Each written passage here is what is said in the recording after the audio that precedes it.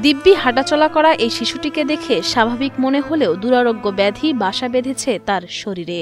অভাব অনটনের সংসারে অর্থের অভাবে থেমে আছে তার উন্নত চিকিৎসা। সমাজের বিত্তবান লোকেদের প্রতি আমার আহ্বান, আমার বাচ্চাকে বাঁচানোর জন্য আপনারা অর্থ সহযোগিতা করেন। আমার বাচ্চাটা খুবই অসুস্থ এবং সে অতিরিক্ত কান্নাকাটি করে, তাকে নিয়ে আমি চলতে ফিরতেও খুব কষ্ট। বাগেরহাটের রামপালে ব্রিচাকশি গ্রামের হতদরিদ্র দিনমজুর আবু জাহিদ মোরল ও হাফিজা খাতুনের আদরের একমাত্র সন্তান জুনায়েদ। অভাব অনটনের সংসার হলেও সন্তানকে নিয়ে সারাদিন আনন্দে মেতে থাকতেন বাবা মা। সেই সন্তানকে নিয়ে এখন দুশ্চিন্তার শেষ নেই তাদের। 2 মাস আগে খেলতে গিয়ে অন্ডকোষে আঘাত পেলে তা অস্বাভাবিকভাবে ফুলে ওঠে। সে সময় গ্রাম্য ডাক্তার দেখানোর পর অনেকদিন কেটে গেলেও কোনো প্রতিকার না পেয়ে অন্য চিকিৎসকের শরণাপন্ন হয়ে জানতে পারেন শিশু জুনায়েদের অন্ডকোষে বাসা বেঁধেছে টিউমার ও ক্যান্সার।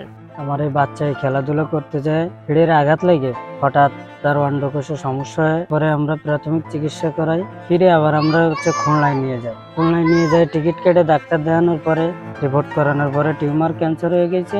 ধারকর্জ করে একবার অপারেশন করানো হলেও ভাগ্য যেন সহায় হয়নি জুনায়েদের। কিছুদিন পর আবারও ফুলে ওঠে এবং সেই থেকে অসুস্থতায় ভুগছে শিশুটি।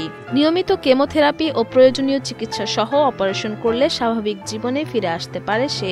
তবে সেই অর্থই যে নেই দরিদ্র পরিবারটির। সামান্য আয়ের টাকায় যেখানে দুমুঠো খেয়ে বেঁচে থাকাই কঠিন, সেখানে শিশু জুনায়েদের চিকিৎসার টাকা জোগানো অসম্ভব তাদের পক্ষে। আমার বাচ্চার টিউমার ক্যান্সার হচ্ছে অন্ডকোষে। এখন তার কেমো দেওয়া লাগবে 21 দিন পর 6টা কেমো দেওয়া লাগবে। 6টা কেমো দেওয়ার পরে ফিরে আবার অপারেশন করা। পেশায় কৃষি কাজকাম করি, দিন আনি দিন খাই, দিন মজুরি কাজকাম করি।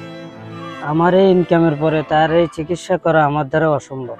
সমাজের মানুষের কাছে এই আবেদন যে আপনারা যতটুকু পারেন আর্থিক সহযোগিতা দিয়ে আমাকে সাহায্য করবেন। শিশুটির চিকিৎসা সেবায় এলাকাবাসী সাহায্যের হাত বাড়ালেও তা প্রয়োজনের তুলনায় খুবই অপ্রতুল। তাই শিশু জুনায়েদের চিকিৎসায় সরকার ও বিত্তবানরা এগিয়ে আসুক, এমনটাই প্রত্যাশা প্রতিবেশীদের। আমার নাতিরা ক্যান্সারে আক্রান্ত হয়েছে, আপনারা যারা ধনী লোকজন আছে তারা একটু আমাদের পাশে দাঁড়ায় একটু সহযোগিতা করেন, বাচ্চাটা যাতে দুনিয়ায় বাইচে থাকতে পারে। জামাই খুব গরিব মানুষ, আমার নাতিরা যাতে আমাদের সামনে দৌড়ে ফেলায় বেড়াতে পারে। আমাদের সহযোগিতায় এই বাচ্চাটা একটু উপকারে আসবে। আপনারা সবাই ধনী লোকজন আমাদের পাশে একটু দাঁড়ান। বাচ্চাটা মেলার দিক থেকে অসুস্থ আছে, ঠিক আছে, বাইক দিয়ে পরিচয় এনে আল্লাহ দিলে তারা সুস্থ করতে পারে। এই দিন আপনাকে দোয়া কবরের সাহায্য চাচ্ছি। এই প্রায় বছর খানেক ধরে অসুস্থ, মেলা হাসপাতাল গিয়েছে, কোনো কাজ কাম কোনো জায়গায় কোনো চিকিৎসা কোনো ফল করতে পারিনি।